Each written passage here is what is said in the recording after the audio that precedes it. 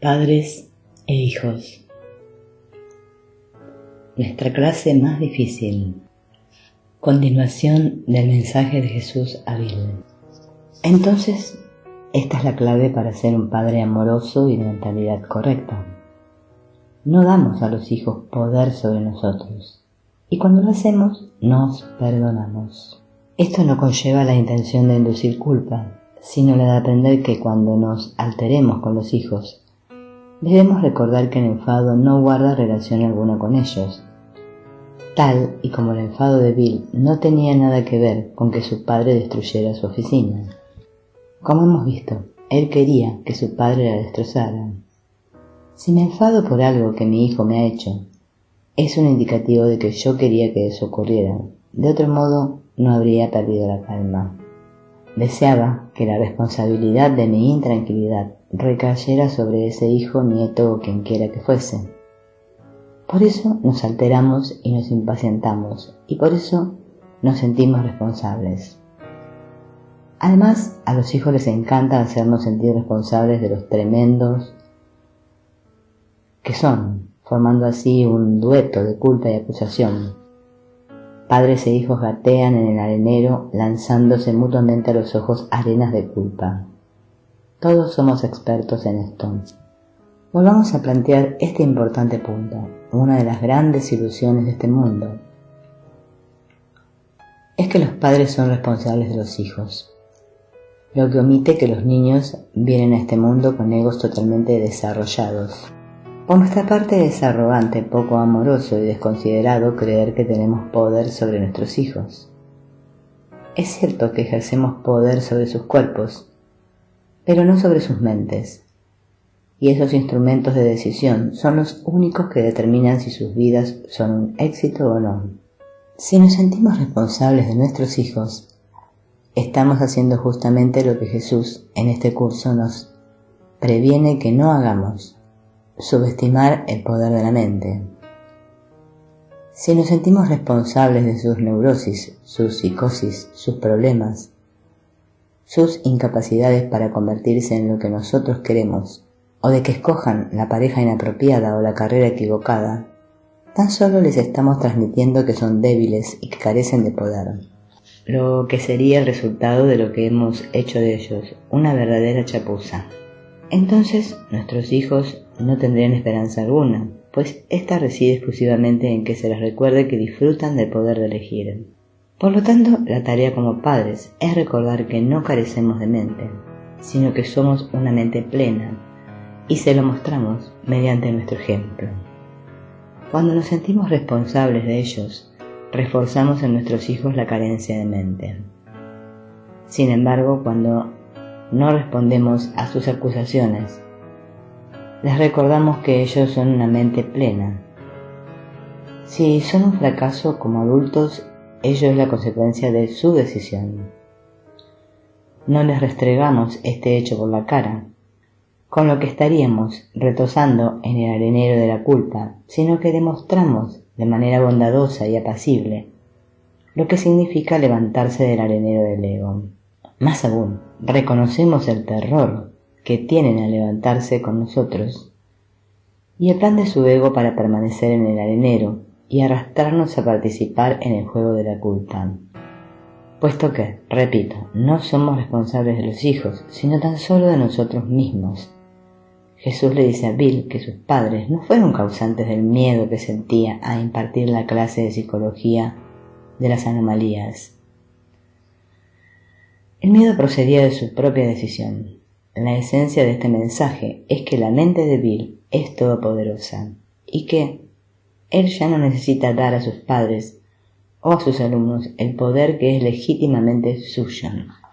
El valor de este rol apenas puede subestimarse, aunque solo sea debido a que fue al que gustosamente dediqué mi propia vida. Repetidas veces he pedido a mis alumnos que me sigan. Sería casi imposible subestimar el valor del papel de conducir a uno mismo y a los demás fuera del desierto.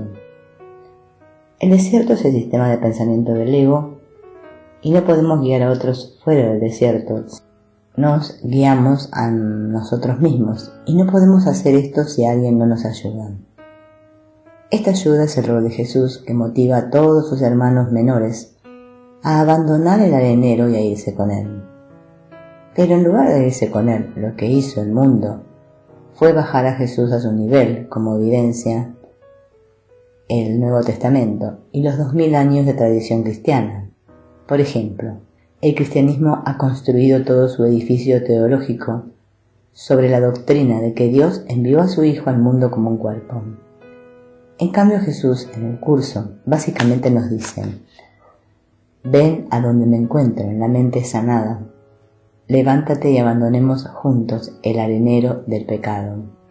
Esto significa que, para ser maestros eficaces, ellos deben interpretar la enseñanza como yo la interpreto. He puesto todo mi empeño en enseñarte plenamente sin miedo. Si no escuchas, no podrás evitar el error muy evidente de percibir la enseñanza como una amenaza. Cuando mencioné anteriormente, uno de los principales objetivos de Jesús es abolir la necesidad de tenerlo como maestro. Cuando nos levantamos con Él y dejamos de ser niños, ya no lo necesitamos. De hecho, ya no hay un Él y un nosotros, sino un solo Hijo. El rol correcto de padres, maestros o de cualquiera que ostente una posición de autoridad es abolir esa autoridad. Incluso si permanecen en ese papel específico, en otras palabras, aprendemos a utilizar la forma para que se desvanezca en el fulgor del contenido, la unidad del amor que nos une a todos. Voy a decir que la enseñanza es un proceso cuyo propósito es generar aprendizaje. El propósito final de todo aprendizaje es abolir el miedo. Esto es necesario para que pueda aflorar el conocimiento. El papel del maestro no es el de Dios. A menudo los padres, los maestros, los terapeutas y el clero caen en este equívoco. Es un verdadero malentendido, tanto con respecto a Dios como a sus milagros. Cuando tenía alrededor de 7 u 8 años, recuerdo que me había portado mal y mi mamá me regañó, diciéndome enfáticamente que las madres nunca se equivocan. A pesar de que respetaba a mi madre, recuerdo haber pensado que eso no podía ser así. Algo no estaba bien, por supuesto. Lo que no estaba bien era que mi madre se estuviese confundiendo a sí misma con Dios. Sin duda, el incidente me impactó, puesto que recuerdo exactamente el sitio donde nos encontrábamos de pie cuando ocurrió. También recuerdo haber sido lo suficientemente prudente para no abrir la boca. Necesitamos aprender que la diferencia entre maestro y alumno es falsa. Según Jesús, demasiado a menudo los padres, maestros, terapeutas y el clero piensan que ellos son la autoridad, aun cuando dentro del sueño sí tienen un rol de autoridad. En el folleto de psicoterapia, Jesús nos hace ver que el verdadero terapeuta es el Espíritu Santo, cuyo propósito es capacitarnos para abolir la distinción entre terapeuta y paciente, entre maestro y alumno, entre padre e hijo, no en la forma sino en el contenido. Además, poniendo fin a esta falsa distinción, el Espíritu Santo cancela el miedo, que es una de las piedras angulares del sistema de pensamiento de separación, procedente del ego. Cualquier maestro que crea que la enseñanza es atemorizante no puede aprender porque está paralizado. En realidad tampoco puede enseñar. Nuestro primer aprendizaje llega mediante la interacción con nuestros padres. Si esa relación ha reforzado nuestro miedo preexistente, todo aprendizaje subsiguiente llevará consigo miedo y separación.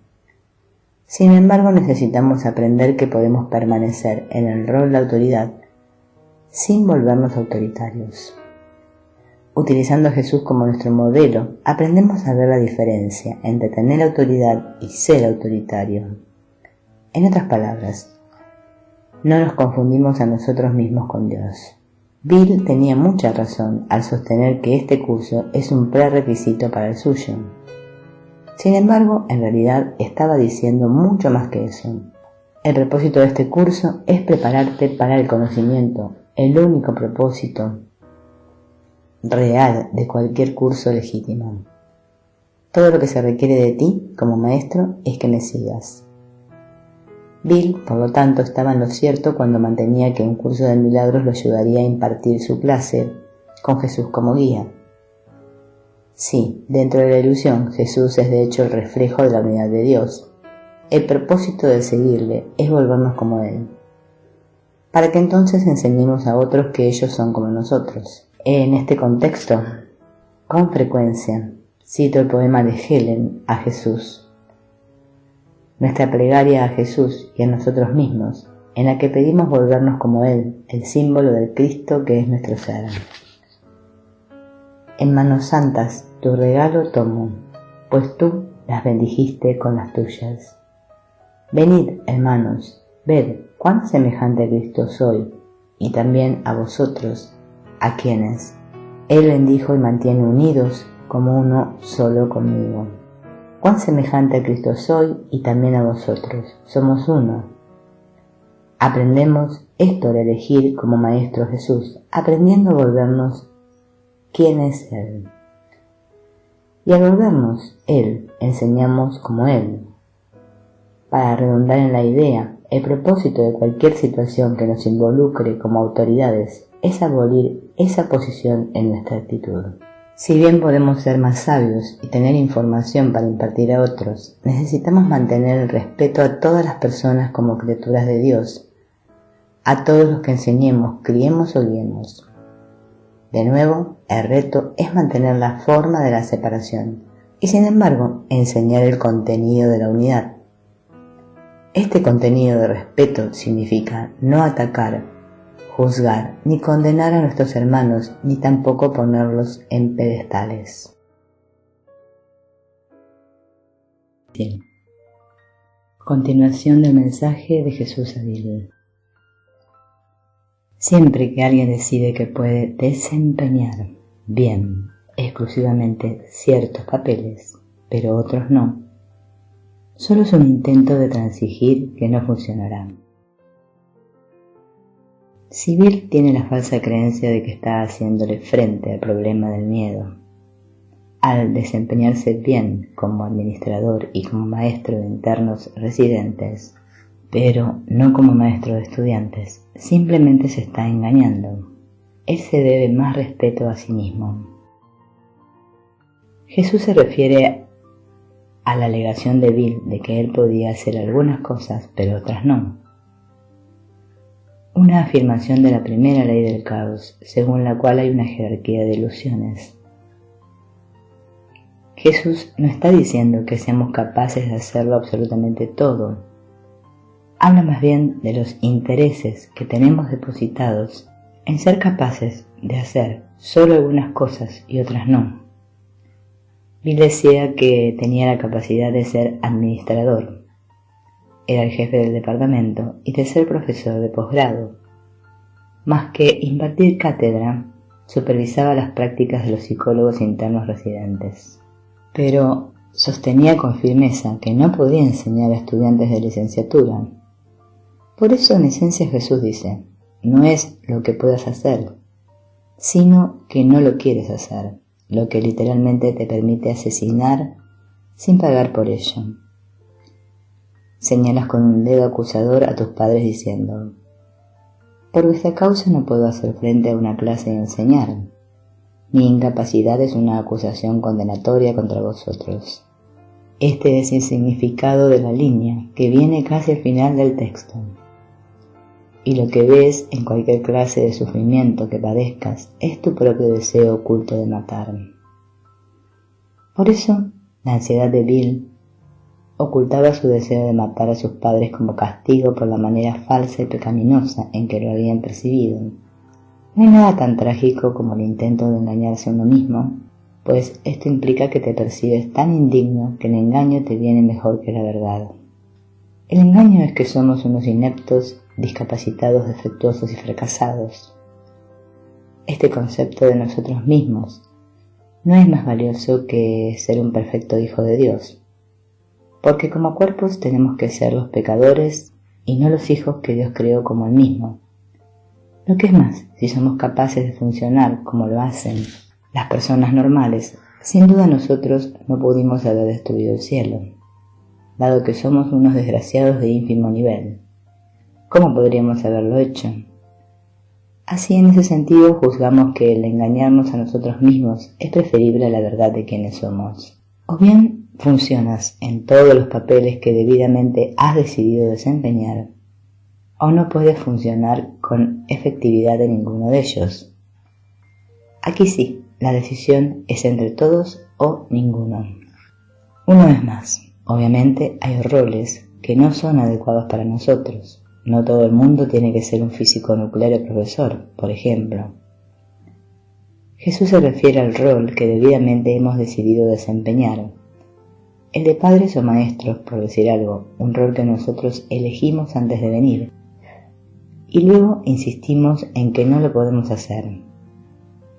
Repito, no es que no podemos hacerlo, sino que elegimos no hacerlo. No puedes hacer distinciones inapropiadas de nivel dentro de esta alternativa. O eres capaz o no lo eres. Esto no quiere decir que puedas hacerlo todo, pero sí quiere decir que o bien eres totalmente de mentalidad milagrosa o bien no lo eres. Esta decisión no se presta a ninguna transigencia. Jesús está hablando solo del contenido. O somos una criatura de Dios o del ego. Aquí no puede haber transigencias, pero es una cosa u otra. Como criatura de Dios cualquier cosa es posible porque el amor fluye a través de nosotros sin dificultad, sin las intenciones ocultas que nos impulsan a fracasar y luego a culpar de ello a otros. Cuando Bill dice que no puede enseñar, está cometiendo el mismo error del que hablábamos antes, cuando actuaba como si las leyes universales fueran aplicables a todo el mundo excepto a él. Esto refleja lo que todos creemos, pensamos para nuestros adentros. Tal vez lo que Jesús dice en este curso sea verdad, las leyes universales de amor, felicidad y paz. Pero no es verdad para mí, porque yo nunca podría alcanzar su meta. Quizás él supiera que los egos de Helen y Bill sanarían, pero el mío nunca se podrá deshacer. Por lo tanto, siempre que sentimos que hemos fallado en algo, incluido este curso, estamos cayendo en la trampa arrogante del ego de saber más que Jesús. Esto no solo es arrogante, sino evidentemente falso. Las leyes universales tienen que aplicarse a él a no ser que él no exista. No vamos a molestarnos en argumentar al respecto. O bien todas las criaturas de Dios son partícipes de su amor, o bien ninguna de ellas lo es. Las leyes universales tienen que ser aplicables a todos nosotros. De lo contrario no serían universales. El principio de lo uno o lo otro es un hecho que está fuera de toda discusión. Esto concluye nuestros comentarios sobre el mensaje de Jesús a Bill. Y ahora pasaremos al rol de los padres y nos centraremos primero en asuntos relacionados con la crianza de los hijos. Volumen 1, Capítulo 2. Los padres y la crianza de los hijos. El siguiente capítulo se divide en 3 secciones, 2 comentarios estructurados en torno a preguntas del público, que flanquean una sección intermedia, el arco de seguridad, basada en un pasaje de El arco iris de D. H. Lawrence.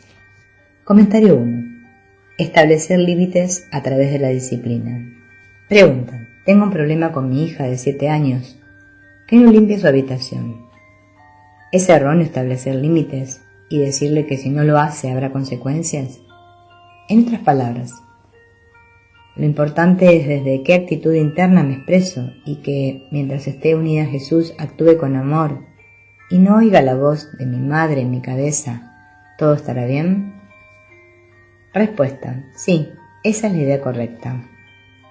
Pregunta. ¿Le puedo decir que recibirá $1 menos de paga o lo que sea? Respuesta. Haz lo que funcione y lo que mejor se acomode a ti y a tu marido, pero hazlo amorosamente. Esa es la clave. No estoy diciendo que no insistas en que tu hija limpie su habitación, sino más bien en que no suene punitivo.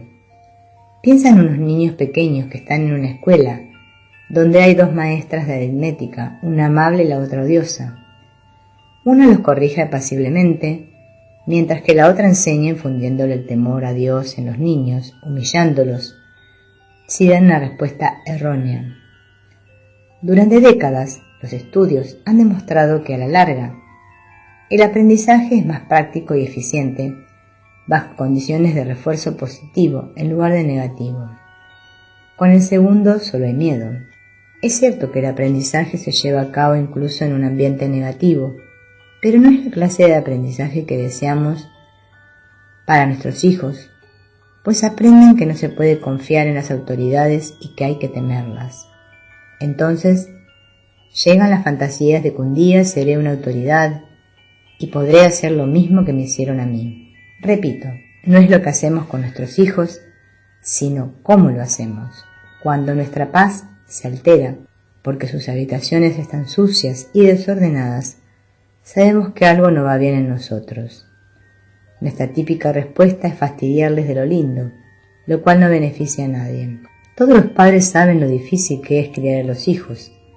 De ahí el título de este libro, Padres e Hijos, nuestra clase más difícil.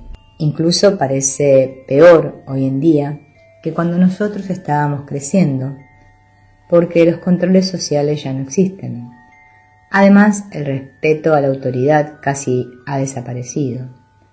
Pero las lecciones siguen siendo las mismas, sin importar a qué generación o cultura pertenecemos. Pregunta: ¿en el lugar de trabajo se puede controlar más fácilmente el comportamiento infundiendo miedo? En mi negocio, para que el sistema funcione, tengo que hacer que mis subordinados cumplan con sus obligaciones. Inculcar miedo es el regulador de conducta más rápido, sucinto y eficaz. ¿Por qué no practicarlo también con los hijos?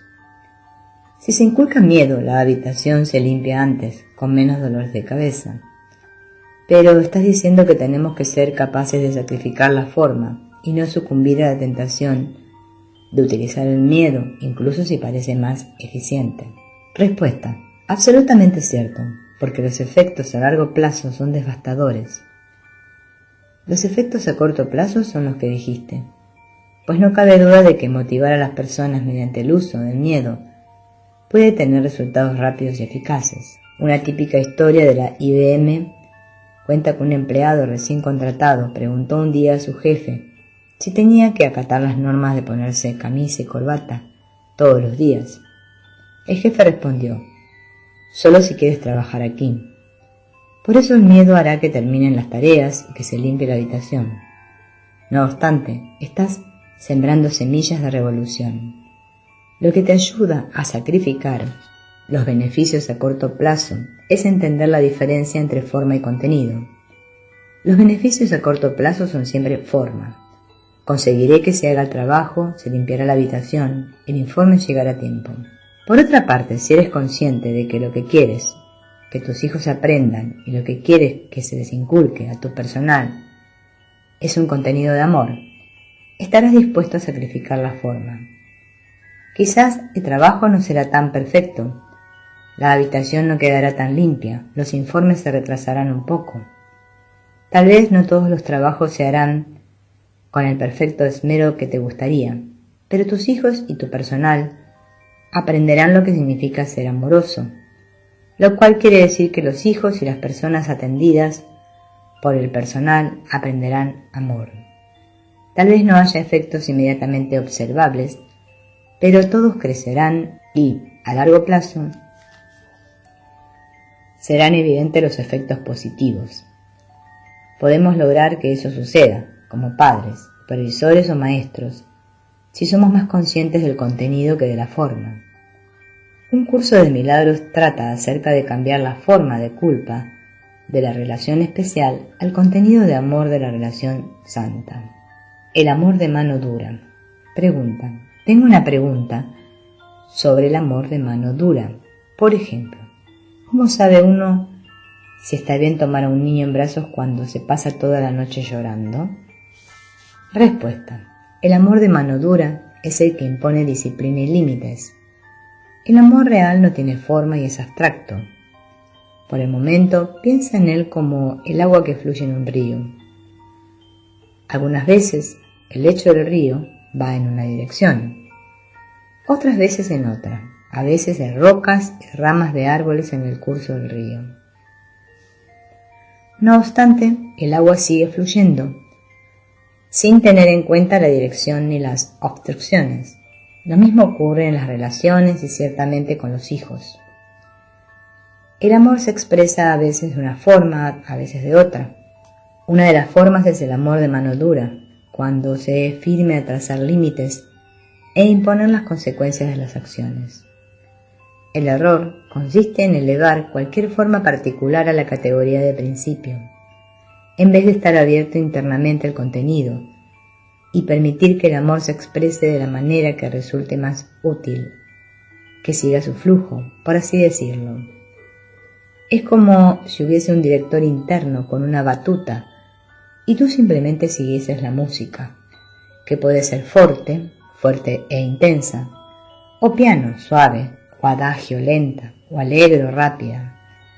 No necesitas un libro que te diga qué hacer. Este es el problema que existe con cualquier concepto. Los conceptos no tienen nada de malo, a menos que los consideres como las sagradas escrituras. Las personas escriben libros sobre cómo hacer algo, sin darse cuenta de que sus métodos podrían funcionar para ellos, pero tal vez no funcionen para otros. Sin embargo, lo que sí funciona para todos es soltar el ego. Pero no es posible codificar cómo se manifestará esto en una serie sistemática de reglas. Esta es la razón por la que prácticamente no existen reglas en este curso, y no puede haber una respuesta correcta para tu pregunta. En verdad, la única regla que Jesús da en el libro de ejercicios es que no se haga más de una lección al día. No hay reglas, puesto que el programa de estudios es sumamente individualizado.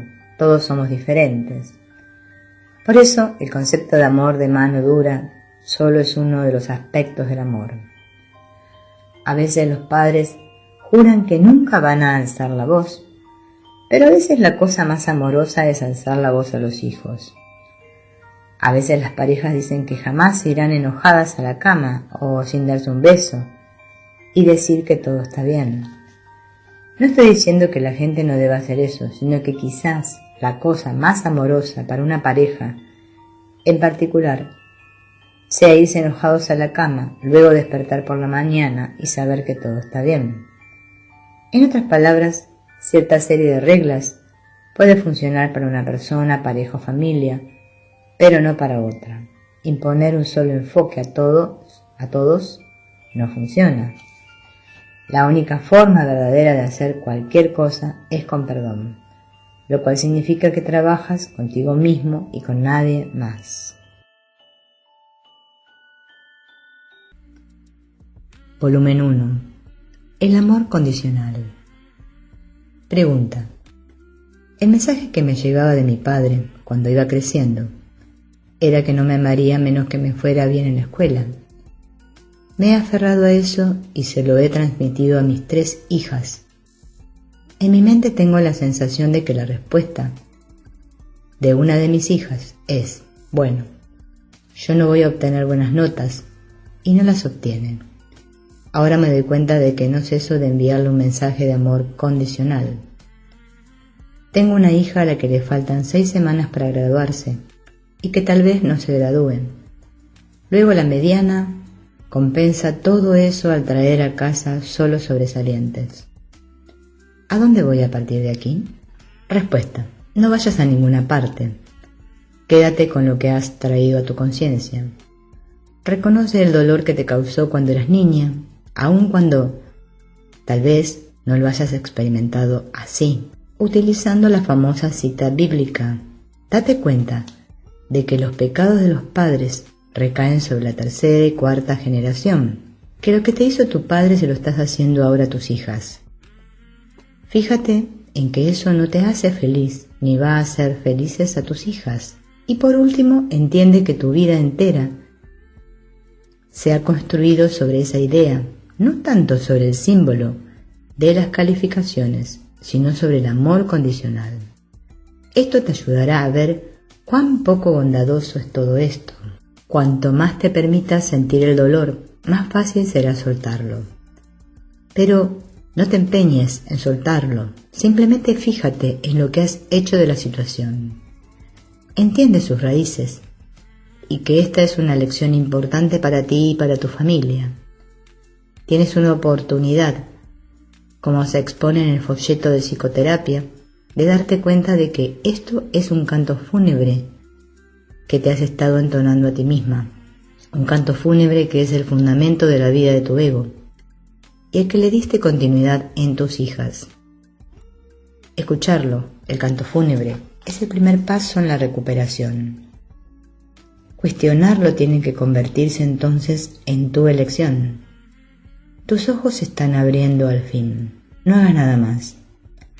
Has oído el doloroso canto fúnebre y ahora lo estás cuestionando al darte cuenta de que no quieres seguir viviendo así. No necesitas hacer nada más. Ciertamente, no hagas nada más. Pregunta, antes de salir hacia aquí, tenía intereses depositados en el asunto. Senté a mi hija y le hice saber que tal vez ella no quiera graduarse, pero que yo quiero que se gradúe. Es esto lo que me confunde. Como madre todavía tengo que establecer límites y reglas. He odiado todo eso porque nunca siento que yo lo estoy haciendo. De camino hacia aquí decidí que le quitaría esto y aquello a mi hija. Pero al escucharte hablar sobre ser padres, no puedo evitar pensar que he metido la pata. Pero fíjate, el haber metido la pata te permite entender con qué la has metido. Eso es maravilloso. Apenas podría decirse que eso sea meter la pata. Has sacado la mejor nota posible. Aunque tu padre esté muerto, llámale y dile, adivina qué, papá, acabo de sacar un sobresaliente. Si no hubieses metido la pata, no hubieses cobrado conciencia de la situación.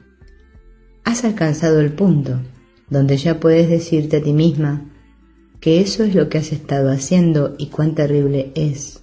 Esto te motivará a soltarlo. Pregunta, ahora estoy pensando que fue estúpido de mi parte haber puesto en marcha todo aquello. Siempre he estado confundida.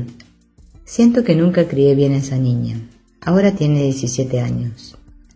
Respuesta, ¿por qué no te disculpas con ella? Dile que te has dado cuenta de que cometiste un error y que no pasa nada si no le va bien en la escuela. No importa qué palabras uses, el mensaje que le quieras transmitir ahora es que te equivocaste. Lo peor del mundo es ponerle una condición al amor. Y solo quiero que sepas que tanto si te va bien como si te va mal, siempre te amaré. Y dilo de corazón. Eso es lo único que necesitas hacer. Date cuenta de que la sanación no podría ocurrir si no llevases toda la vida metiendo la pata. Este es el sentido positivo de nacer de nuevo. Has nacido de nuevo, en el sentido de mirar toda una vida llena de culpa y decir que ya no la quieres. Y recuerda decirle a tu padre que has sacado un 10. Pregunta, mi situación es diferente. Mi padre decía que estaba bien si no obtenía buenas notas. Mi hermano y mi hermana eran muy buenos en los estudios, pero yo escribí un guión donde no puedo hacer eso, así que, aun cuando él decía que estaba bien, yo mismo me fustigué. De modo que se haga como se haga, al igual que en el guión de Bill, acabamos fracasando. Respuesta. En efecto, el ego siempre triunfará mientras sigamos queriendo que triunfe, aunque este deseo sea inconsciente. El problema nunca es la forma del problema, sino el contenido, el deseo original de tener el problema. Pregunta, ¿tenemos todos estos guiones que garantizan que de una u otra manera vamos a meter la pata y a sentirnos culpables? Estamos aprendiendo a vivir con otras personas que están haciendo lo mismo. Vivimos en un mundo de mucha confusión. ¿Quieres comentar esta idea de que nada va a funcionar jamás y de que esto debe traernos sin cuidado? Respuesta. No puedo comentarlo mejor de lo que tú lo has hecho. Es verdad, nada funciona aquí y por consiguiente todo resulta confuso. La mentira de la sociedad es que vamos a hacer que las cosas funcionen. Nuestras familias, relaciones, cuerpos y negocios. Vamos a hacer que el mundo funcione, poniendo fin a la pobreza, la enfermedad, el hambre y la guerra. La historia ha demostrado, sin embargo, que el mundo jamás funcionará. Cuando se entiende el mundo desde la perspectiva de un curso de milagros, está claro por qué el mundo y las vidas de las personas no pueden funcionar. Están programados de ese modo. No queremos que funcionen.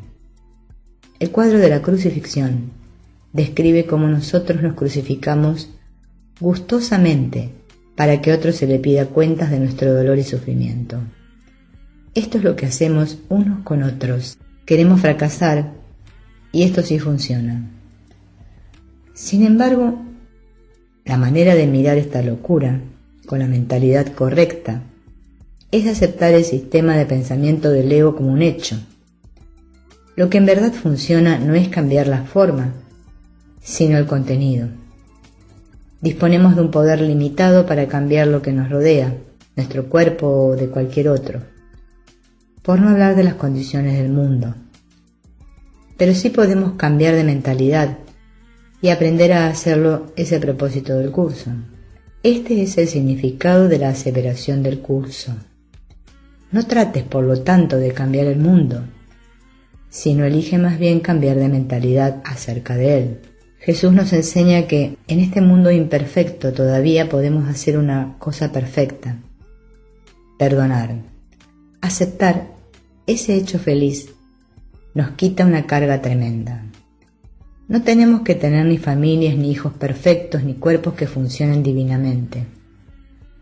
Podemos aprender a perdonar todas las imperfecciones en nosotros y en otros, y podemos aprender a hacerlo perfectamente. Terminamos con otra actitud, pues en la mente nos decimos que no necesitamos cambiar nada ni a nadie, sino simplemente aceptar lo que es, puesto que la forma no es importante. Por eso necesitamos cambiar nuestro contenido y no el de nadie más. Cuando lo hacemos, el contenido de todos los demás ya ha cambiado, porque la mente del Hijo de Dios es una. Podemos aceptar que otros tal vez rechacen aceptar nuestro cambio, pero estamos en paz porque hemos hecho nuestra parte. Habiendo deshecho al ego, la culpa ha desaparecido y solo queda el amor, que se expresa a sí mismo en la mejor forma de ayudar y preocuparse de los demás. Repito, lo que la gente haga con ese amor les incumbe a ellos, no a nosotros. Y es un gran alivio liberarse de la carga de tratar de cambiar el mundo, pues hemos cambiado de mentalidad con respecto a él. Lumen 1. Los padres y la crianza de los hijos. No aceptar el amor. Pregunta. Volviendo a la analogía del agua, cuando dijiste que el amor simplemente fluye, ¿quieres hablar de la culpa que aparece al darnos cuenta de que no aceptamos el amor? Respuesta. Un curso de milagros nos ayuda a reconocer que cualquier cosa que esté sucediendo en nuestras vidas se basa puramente en lo que decidimos. Por eso, no somos responsables del mundo, sino de cómo lo contemplamos. Siendo estudiantes de este curso, nuestra responsabilidad es darnos cuenta de cómo escogemos activamente en contra del amor. Mirar eso sin culpa es una lección difícil. De hecho, podemos decir sin temor a equivocarnos que la única lección es mirar cómo categórica, sistemática y deliberadamente elegimos en contra del amor, diciéndole siempre a Jesús que no lo queremos e informando a Dios de que su amor no es suficiente. Esto lo hacemos una y otra vez, sutil y no tan sutilmente, y Jesús nos ayuda a darnos cuenta de que elegimos el canto fúnebre de culpa como una manera de mantener alejado el amor. La lección definitiva para nosotros como estudiantes es aprender a ser bondadosos, apacibles y pacientes a medida que nos volvemos conscientes paulatinamente de todas las maneras en que manifestamos no querer el amor ni tampoco a su maestro.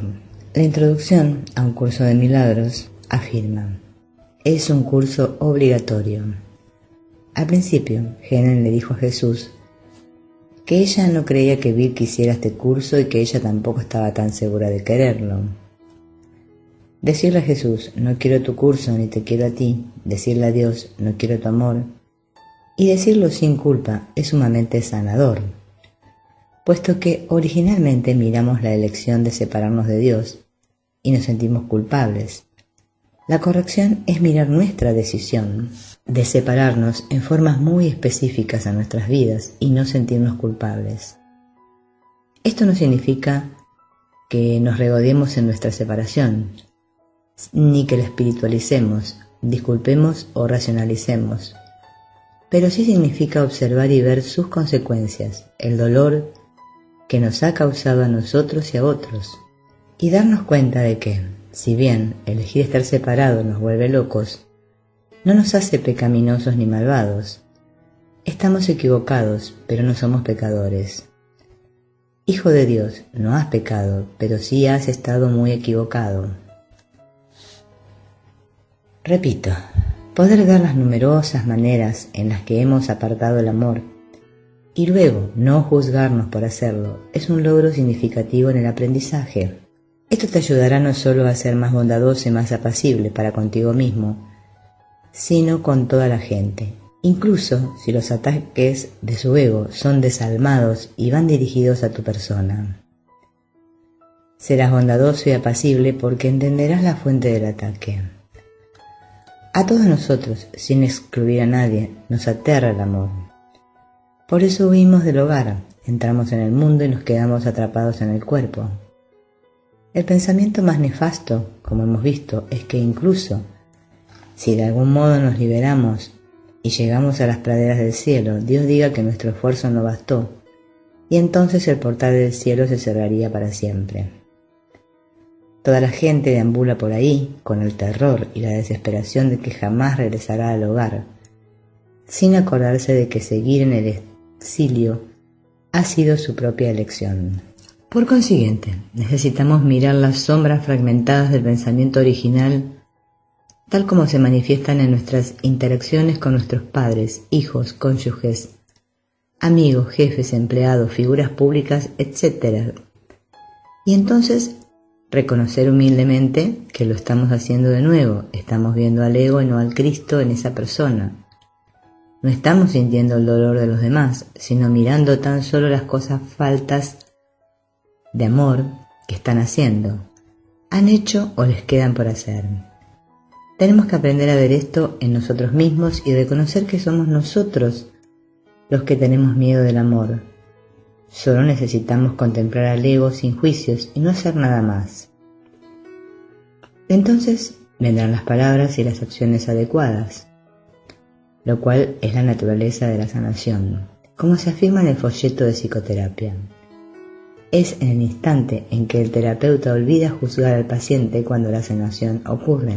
Así no hacemos nada sino olvidar juzgarnos a nosotros mismos, a nuestros hijos, a nuestros padres.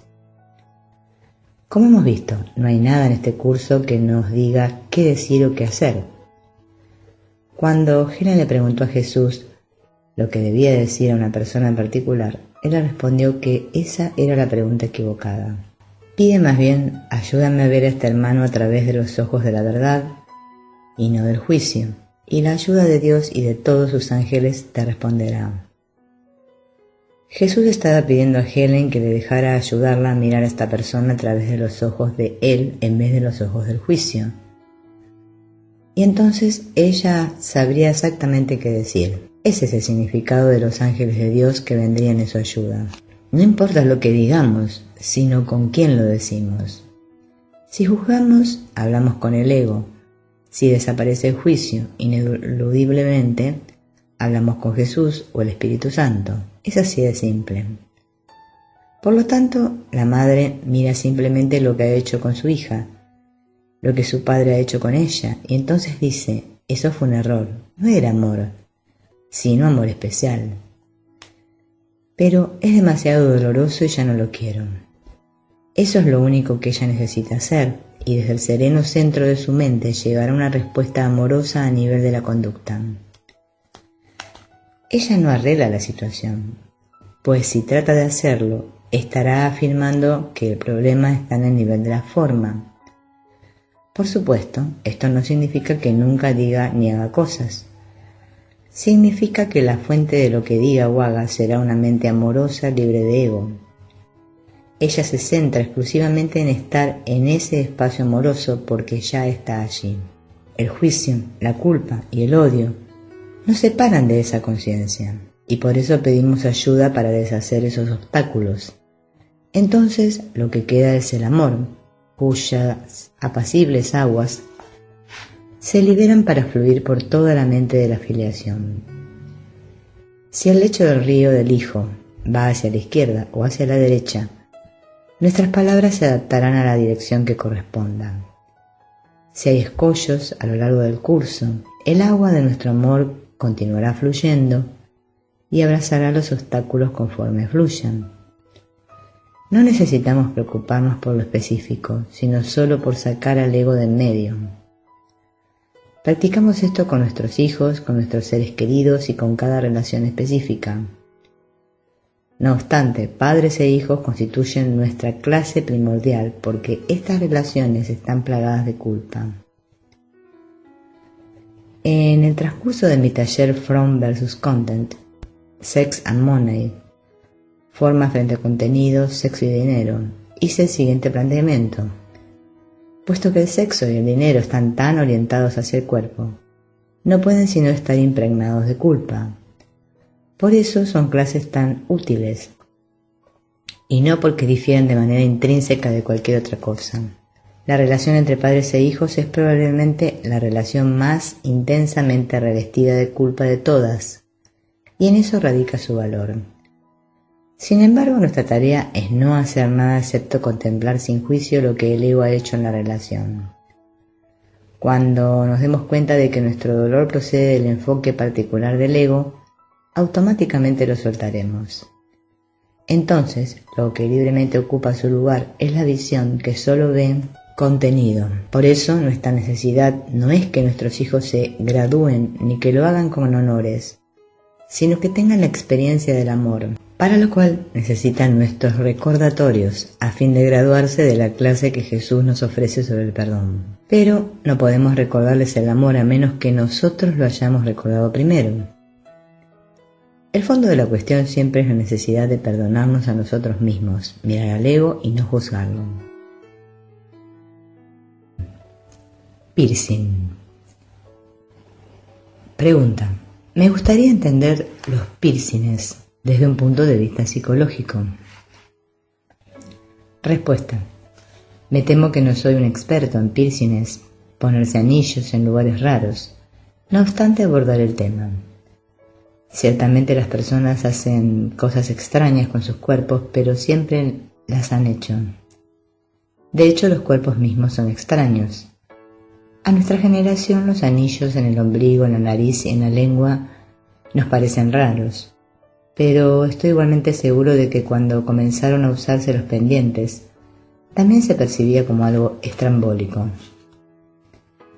Los gustos individuales y sociales cambian. Uno sin duda podría desarrollar teorías acerca de la mutilación corporal y de la imagen del cuerpo, pero francamente, cualquier cosa que hagamos con nuestro cuerpo es una mutilación, dado que estamos tratando de hacer atractivo o de castigar. Caras opuestas de la misma moneda, un cuerpo que en sí es una expresión de castigo. Un curso de milagros dice que lo único que tenemos que preguntar en relación con cualquier cosa es: ¿qué propósito tiene esto? ¿Cuál es el significado de ponerse un anillo en el ombligo o en la lengua? Quizá haya presión de los compañeros. Quizá sea una manera de hacerse especial o atractivo o masoquismo. ¿Quién sabe? Pero, ¿en qué se diferencia el piercing de cuando un hombre se afeita por la mañana o se maquilla una mujer? ¿Por qué es diferente de pensar que voy a conocer hoy a esta persona importante y por consiguiente debo usar ropa adecuada o ponerme cierta clase de perfume o loción para después del afeitado, o usar un color particular de corbata o de blusa para proyectar la imagen que quiero? No existe una jerarquía de ilusiones. Los piercings, al igual que el tatuaje, es solo otra cosa que la gente hace con su cuerpo. Recordemos, repito, que entrar en un cuerpo en sí es extraño, y por eso todas las actividades corporales son simplemente expresiones de la cosa extraña que hicimos cuando elegimos al ego. El reto no es diferenciar una forma de otra, sino preguntarnos, ¿para qué es esto? Los que se perforan el cuerpo y se ponen un anillo en lugares extraños han de creer que ganarán algo al ponérselo, de lo contrario no lo harían. Pero todos creíamos que ganaríamos algo al entrar en un cuerpo, de lo contrario no lo hubiésemos hecho. Siempre es útil tener presente la primera ley del caos: hay una jerarquía de ilusiones. En cuanto a contenido, los anillos en lugares raros no difieren de ninguna otra cosa que la gente hace. Todo cumple un propósito de mentalidad errada o de mentalidad correcta. Pregunta: mi sobrino me llamó para contarme que su hija quería hacerse 6 perforaciones en la oreja, y él se opone vehemente a ello, simplemente no le gusta su aspecto. Ella solo tiene 16 años. Me pidió consejo y le dije, ¿sabes? Como tú eres quien tiene que pagar por ello y te opones, entonces diré que no. Pero basándome en lo que estás diciendo, creo que le di el consejo equivocado. Respuesta: no hay consejo correcto ni equivocado. La respuesta correcta es que él debe reconsiderar sus sentimientos. No estoy seguro de cuán consciente de sí mismo sea tu sobrino, pero el asunto en cuestión es su actitud hacia los piercings. Repito, lo que es repulsivo para nosotros, los de una generación más vieja, no lo es para una generación más joven. Eso no significa necesariamente estar de acuerdo con lo que hagan, pero sí quiere decir que puedes entender que solo porque tus valores son tuyos no significa que sean correctos para otro. Cuando se elige el contenido de no juzgar, le seguirá inevitablemente la respuesta más amorosa en la forma.